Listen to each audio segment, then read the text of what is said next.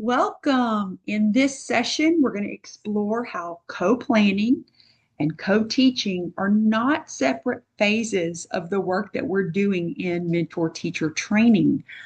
So this is Education 504 and 511, and through our mentor cycle are working with our mentees. Co-planning and co-teaching is something that we talk a lot about, but we really want to do a deep dive in this session.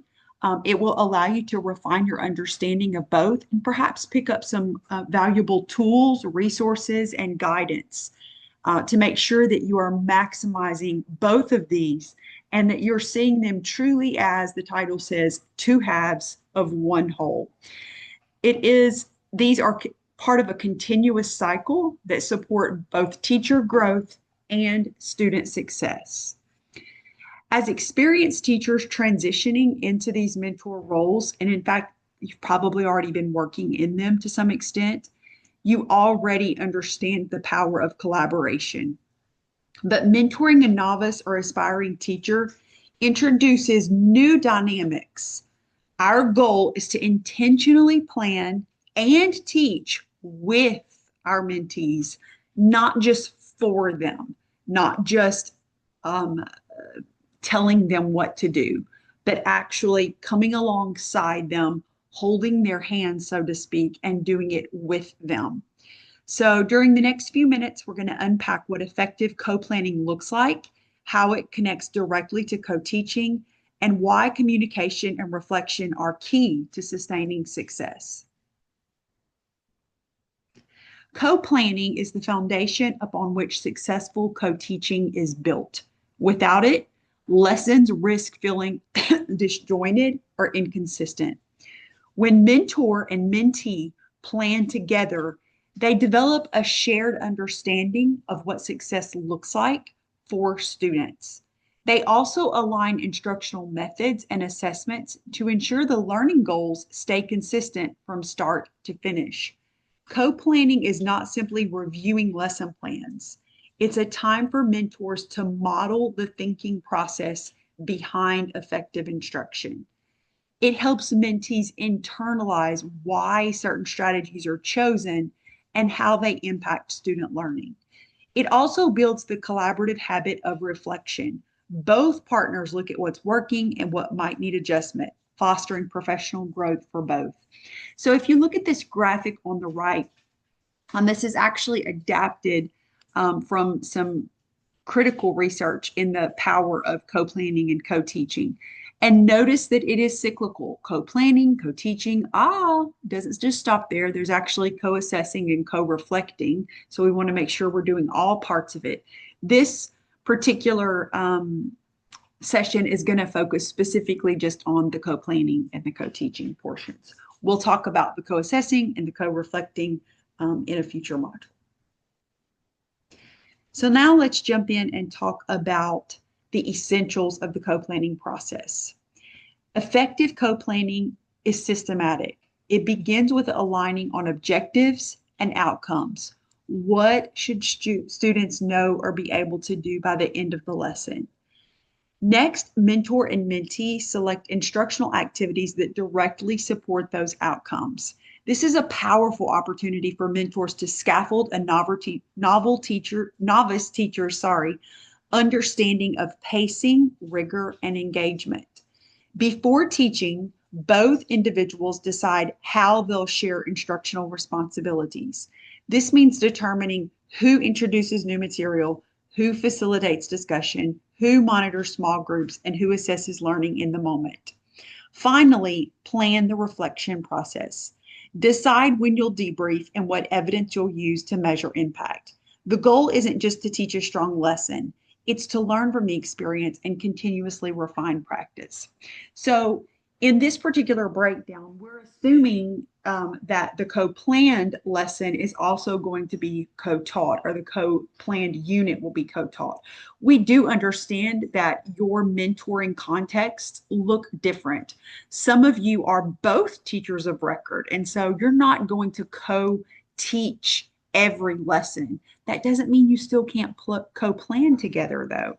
So you could co-plan, and then as the mentor, it would be amazing if you could occasionally on your planning period pop in to the mentee's classroom and co-teach, especially with some of the trickier lessons or maybe some of the instructional strategies that the mentee has really never had an opportunity to practice or even to see in action. So that's very important. Another part of co-planning that we'll talk a little bit more as we move forward is actually broadening their understanding of the different types of instructional strategies that can be used, as well as refining their content knowledge. So some of them kind of get into perhaps even using a high quality curriculum, and they're just kind of taking for granted, like, oh, yeah, I remember learning math when I was in third grade. And oh, yeah, I remember reading that book when I did such and such. And sometimes as novice teachers, they don't remember what it was like to be a student learning those things. And it looks very different now than it did when they were students. And so that's where really digging deep into their content knowledge, not just can you do the math problem yourself, but do you know enough about the concepts underpinning, how to do that type of problem, or what it, is underpinning that literary device that you can go deep enough to actually teach it to someone. So those are things that also come about in the co-planning process. This next slide here kind of breaks down some of the co-planning strategies. And so we've got a couple of things going on this slide. The first is Morosky, which is one that I actually considered as a reference in this slide deck. Definitely highly recommend you check out that research. Gives us some of the most practical research-based strategies for making co-planning efficient and sustainable. In fact, I actually linked it in this Canvas module, so make sure you go check it out. Regular meetings, ideally at a set day and time and place, create predictability and accountability. Having a distraction-free environment ensures that planning time is meaningful and focused. Let me give you a tip. Right off the bat, determine a mutually convenient time. And actually, there's never a convenient time. You have to just make time for both of you. And it's always been my experience that I go, as the mentor, I go to the mentee's space. So I go to the mentee's classroom to plan. Typically, that's where we need to align resources. That's where a lot of the practice is going to take place. And to be really honest, that way I'm not sitting around waiting on the mentee to come to my room. I take the initiative and go to his or her room to make sure that we're maximizing our time. Using a structured planning template prevents oversight, and it allows mentees to see a replicable framework they can later use independently. And so ensuring that this is distraction free is very important. The clear division of roles keeps both people engaged and prevents the mentor from dominating the process. And then, of course, reflection and documentation are equally vital. Taking time to write notes about what was discussed, what worked, and what will change next time supports professional growth and continuity. So if you look at the strategies provided here, this is the Caton et al. Resource. And again, there are some planning strategies. For example, one plans, one assists, where it's going to be very mentor heavy if the mentor is the one doing the one planning and the mentee the one assisting. Later, as the mentee grows in proficiency, this is where things are going to begin to change a bit. And it will shift to different types of planning. So let's go ahead and go to the next slide here, which is going to be the communication, which is, of course, the heart of collaboration, any type of collaboration, but especially when it involves professional growth. So, high leverage practice one from co-planning and co-teaching reminds us, and from, of course, our in-task strategies, reminds us that communication is the heartbeat. When mentors and mentees communicate clearly, students are the ones who win. Active listening means focusing completely on your mentee, making eye contact, avoiding interruptions, summarizing what they've said to confirm understanding, actually clarifying terms sometimes because they may be using terms that they're hearing in other spaces, such as PLCs or perhaps in services, and they think they're using them correctly, but they once we really begin talking to them about it, we may realize and we may understand, oh, they have a misconception or a skewed understanding of what this term actually is, what it means, and what it looks like for students. So refining that for them in a safe space where it's just the two of you can build confidence and can also, of course, build credibility in that mentorship. Descriptive communication means replacing judgmental feedback with objective observations.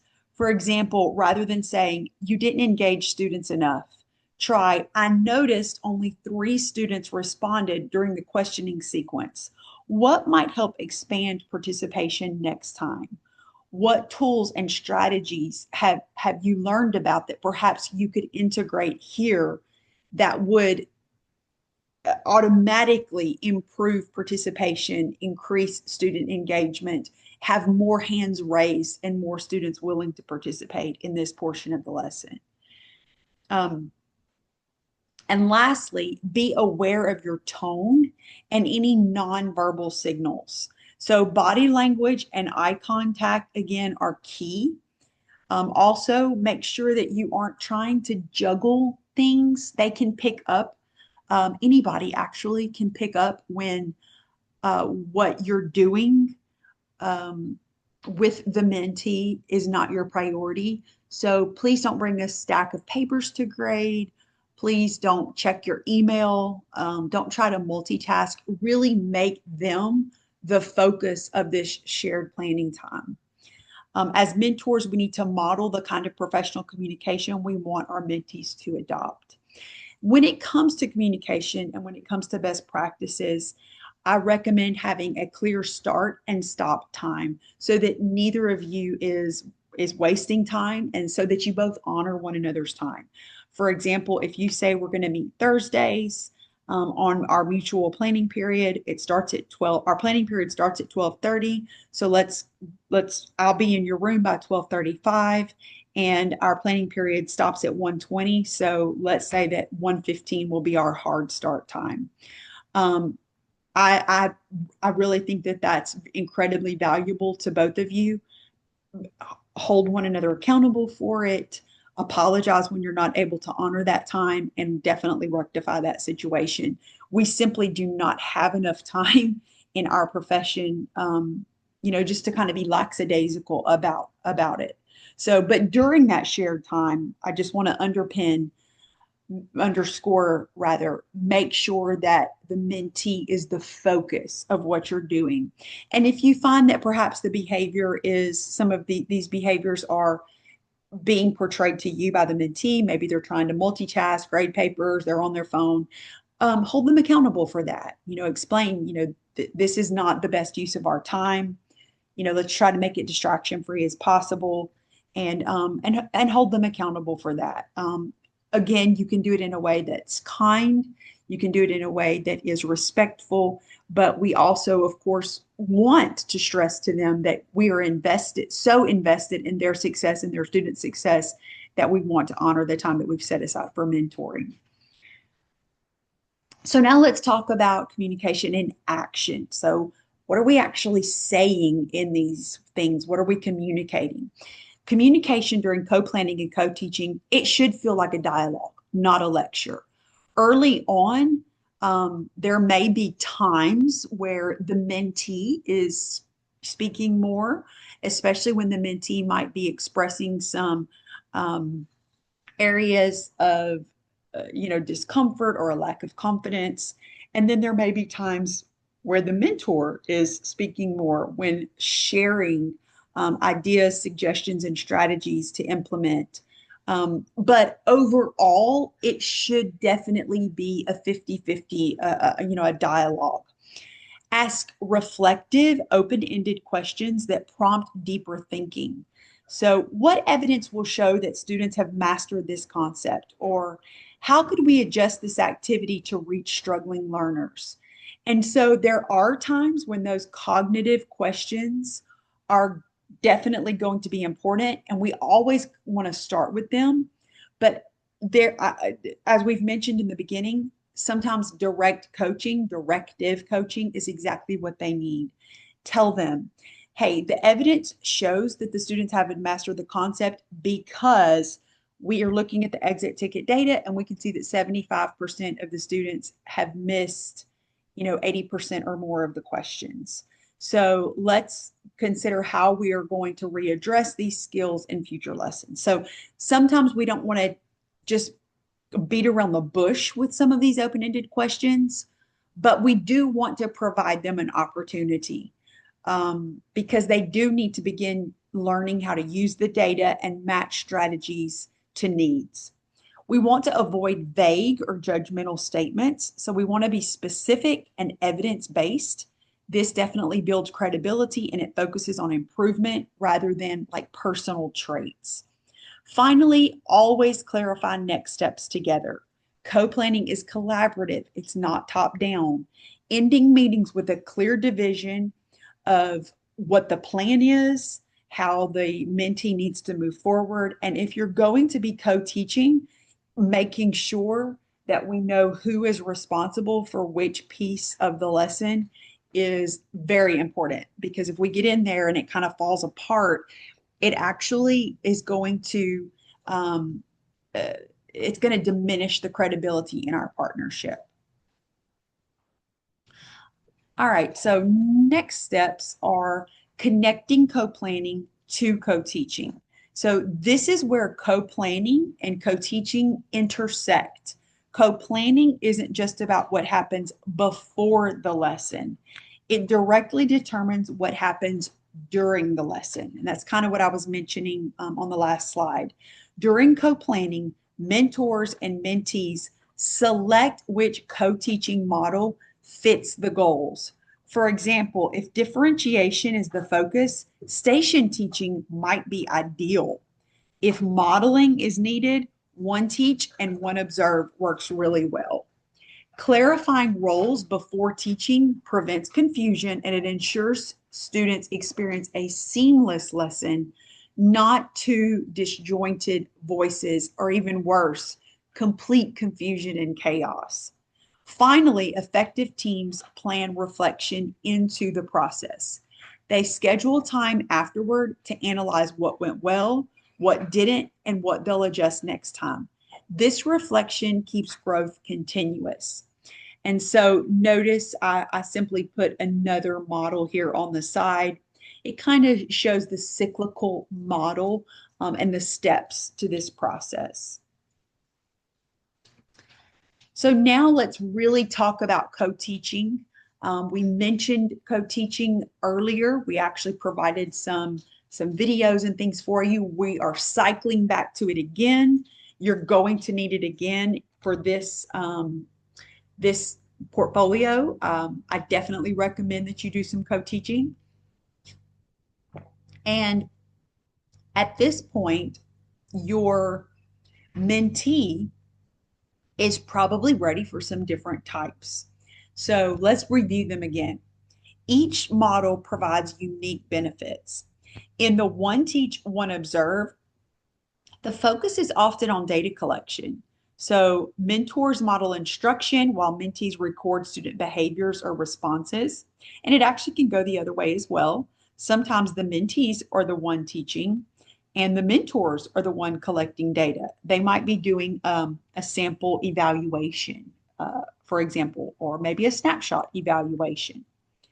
In one teach, one assist, one teacher delivers instruction while the other provides targeted support.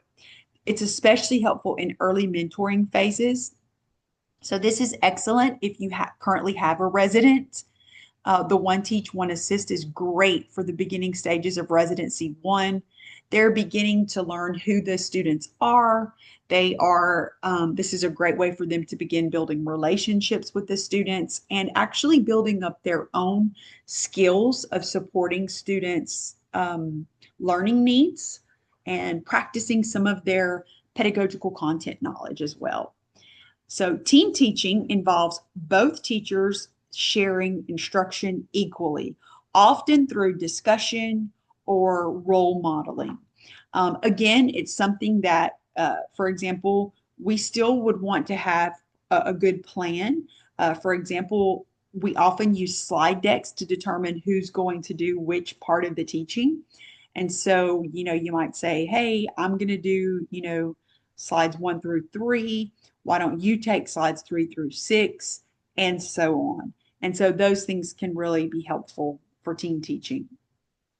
Station and parallel teaching divide the class into smaller groups, allowing for differentiation and increased engagement. So station teaching can be excellent. I've seen it work really effectively where let's say that the mentee may take the perhaps the more advanced students, the students who scored really well on the exit ticket, and do an extension activity with them, an enrichment activity. The mentor teacher may take the students who did not perform well on the exit ticket and maybe do some reteaching or some gap filling skill drill type activities. And the rest of the students who's, scored at level on the exit ticket may do some additional practice. So they kind of were in the middle. They scored, maybe there were no consistencies there. They kind of all scored maybe the same level on an exit ticket or several exit tickets. And so they're just going to do some additional practice, maybe with a partner. That can work really well with station teaching. Another thing with station teaching, perhaps we are going to teach a lesson, but we are chunking the lesson. So the mentee is going to teach one of the skills, the mentor is going to teach a different skill, and then there's going to be an opportunity for independent practice. And we actually just rotate them through the stations. Very effective. Parallel teaching can work really well. Maybe when we divide students again on ability grouping, maybe the mentee is going to take the students who are performing lower in the unit, and we're teaching the same lesson to them, but maybe provide a little bit more scaffolding. And maybe the mentor is going to take the students who are scoring a little bit higher. It can work vice versa either. You can take either group. Maybe it can even be interest with parallel teaching. We're going to teach the same math lesson, but it's going to have a real world connection. And we've split the students based on an interest inventory that we did earlier, or project-based learning, and they're applying it in different ways or something. So there's some cool things that you can actually do with 2 people in the room, which make it really much more interesting and actually really allows us to differentiate more effectively.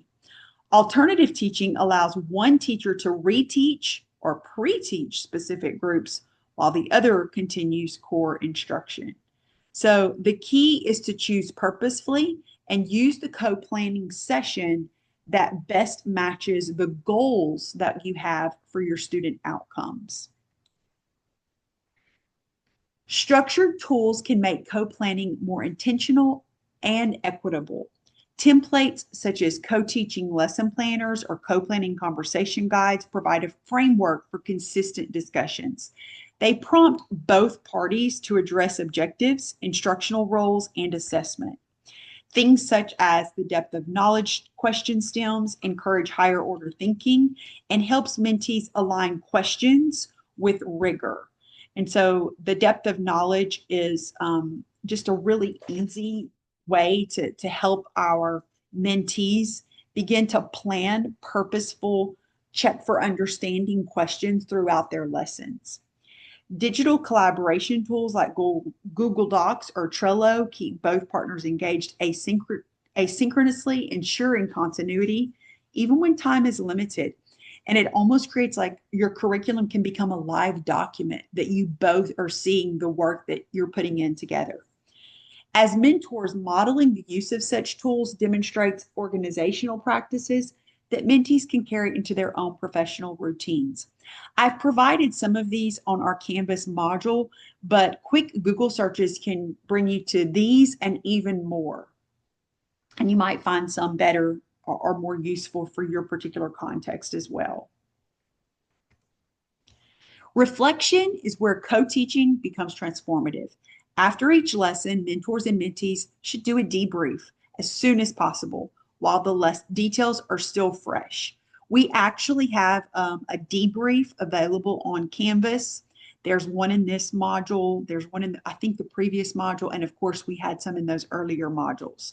So those are really great templates that you can use for a reflection debrief. Start with student evidence. What did the students do or say that showed understanding? What does the data say? What do the exit tickets say? Where were the misconceptions? Then reflect on the process. Which parts of the lesson flowed smoothly? Where did roles or timing need adjustment? And be sure to celebrate growth. Always, even small wins are important. Recognizing progress reinforces and sustains motivation. If there's one message to leave with, it's this: co-planning and co-teaching form a continuous feedback loop. Co-planning builds a shared vision. Co-teaching puts that vision into practice. Reflection helps refine it further. When mentors and mentees approach this process collaboratively with clear communication, mutual respect, and the capacity to continue growing together, everyone wins. Mentors, mentees, and ultimately our students. To close, take a minute to reflect on your own mentoring context. Which of these strategies resonates most with you? What might be your first actionable next step? You might consider exploring one co-teaching model you haven't yet tried, or scheduling dedicated weekly co-planning time. Encourage participants to jot down just one thing that they want to work on in all of your co-planning sessions. So you write down something and make sure that your mentee is writing down something. Hold one another accountable, whether it's, again, is a live doc like a Google Doc, or maybe you guys are going to do, pencil paper journals each time. But set some goals for yourself, share them with your mentee, and let them see that growth is constant. Learning is constant, and we really never stop. Here are a few resources that we used to create this module, and some of them are actually provided on the Canvas module for you, but if not, feel free to check these out. I think that they will help you sustain and grow co-planning and co-teaching. Have a wonderful week.